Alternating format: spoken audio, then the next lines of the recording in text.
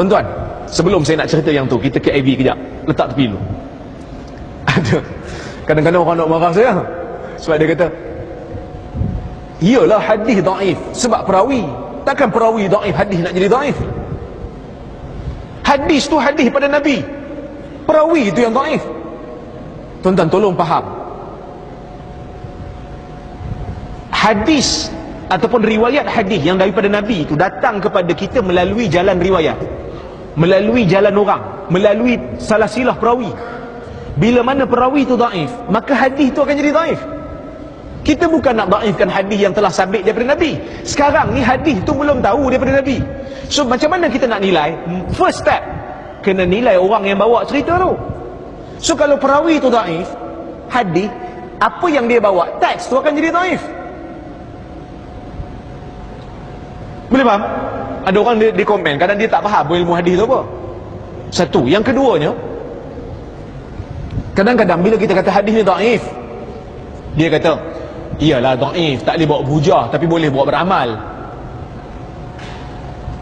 Boleh dengar? Memang ulama hadis sebut, tu tak salah tu. Tapi ni masalah kita ni, kadang-kadang kita ambil chop, kicap, kita pergi letak kat botol sos. Ulama semua betul dah, hadis daif tak boleh bawa berhujah, tapi boleh beramal. Tapi orang yang sebut perkataan ni, dia tak faham apa maksud berhujah tu. Dia duk bayang kata, oh hadis daif tak boleh bawa berhujah, maksudnya tak boleh bawa pergi berdebat. Dia duk faham berhujah tu tak boleh bawa hadis ni pergi berdebat, tapi nak beramal untuk diri sendiri boleh. Itu bukan maksud dia. Bukan maksud dia yang tu. Maksud tak boleh bawa berhujah dalam istilah ilmu hadis, tak boleh jadikan hadis tu sandaran dalam akidah ataupun dalam fiqh. Tak boleh nak buat hukum baru. Tapi ni cerita kelebihan Nabi, dah lahir dalam keadaan khitan, tak ada hadis sahih pun, maka tak boleh digunakan untuk sebagai sandaran untuk isbat perkara baru dalam agama ataupun akidah, kepercayaan baru dalam agama. Kerana benda ni yang berkaitan dengan irhasat, keajaiban yang berlaku pada malam Nabi lahir. Sebab itu ulama hadis sebahagiannya kritik riwayat ni. Tapi bila kita kata riwayat ni tak sahih, adakah bermakna kita menghina Nabi?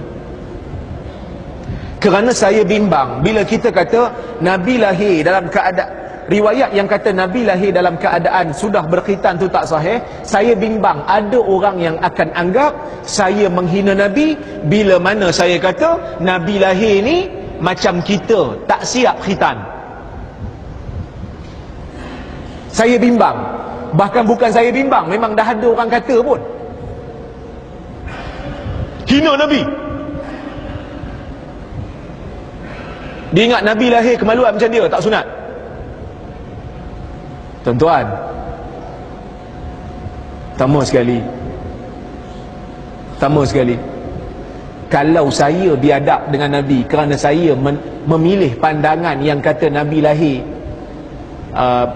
bukan dalam keadaan sudah berkhitan, kalau saya dikira biadab, adakah Ibnu Katsir tu biadab? Adakah Ibnul Qayyim tu biadab? Adakah Ibn Asakir tu biadab? Adakah Ibnul Jauzi itu biadab? Kerana saya tidak lain, hanya mengikut pandangan mereka. Saya pilih pandangan mereka kerana mereka punya hujah lebih kuat. Tuan-tuan jangan marah kat saya lah, pergi marah kat dia kalau berani. Saya tak berani. Itu nombor satu. Nombor dua, adakah Nabi lahir, kalau dia lahir tak sunat tu biadab ataupun menghina Nabi? Tak hina pun, kerana Nabi Ibrahim dia sunat bila? Tuan-tuan, Nabi Ibrahim sunat bila? Umur 80 tahun dalam hadis Bukhari. Sampai umur 80 tahun Allah Subhanahu Wa Taala perintahkan dia khitan. Maknanya dia lahir tak siap khitan, dan dia Nabi. Bahkan dia digelar sebagai Abul Anbiya, pak Nabi. Hebat Ibrahim ni, Al-Khalil. Dia dengan Nabi Muhammad dapat Khalil. Bahkan dia Ulul Azmi. So kalau kita nak bawa berhujah, kita hujah elok-elok. Jangan duk label orang, jangan duk maki orang, jangan duk kata orang sesat, jangan duk kata orang biadab. Kerana kita faham tak seperti mana yang dia maksudkan. Kita faham lain, dia maksud lain. Habis itu kalau Nabi lahir dalam keadaan yang tak siap khitan, siapa yang khitan dia? Tu orang tanya juga. Ada riwayat yang datang daripada beberapa orang perawi, dia kata yang khitan dia Jibril. Ada yang kata gitu. Ada riwayat kata yang khitan dia Jibril. Tapi riwayat ni juga tak sahih, mungkar.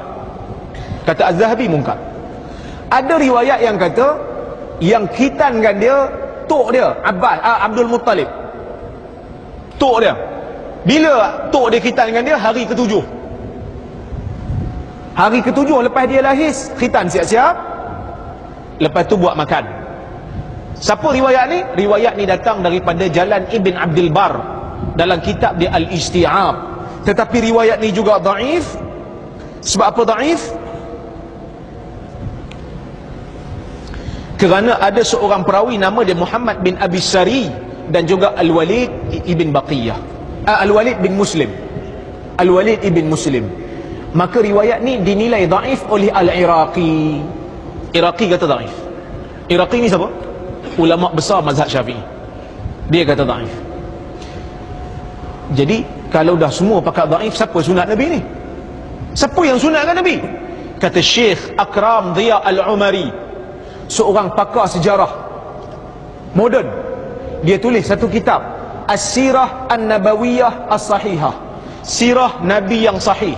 Dan kitab ni dah terjemah dalam bahasa Melayu. Tuan-tuan boleh pergi cari. Dia sebut dalam kitab dia, oleh kerana benda khitan ni benda biasa yang berlaku dalam masyarakat, maka sebab itu tak disebut dalam riwayat dan tak perlu sebut pun. Sekadar yang kita tahu, kita tak tahu bila Nabi khitan. Yang kita tahu, Nabi dah khitan. Orang ada khitan dia, tapi siapa? Wallahu alam. Tapi benda dah khitan. Apa bukti Nabi dah khitan? Buktinya ketika mana Raja Rom yang namanya Heraklius, dia minta supaya pengikut dia tengok Nabi ni dah khitan ke belum. Pengikut dia bawa berita, dia kata Nabi dah siap khitan. Bukan ketika mana lahir-lahir dah siap khitan. Maksudnya lahir belum khitan, tapi dah dikhitankan oleh masyarakat Arab pada zaman tu. Siapa? Wallahu ta'ala a'lam. Tidak ada riwayat yang sahih dalam bab ni.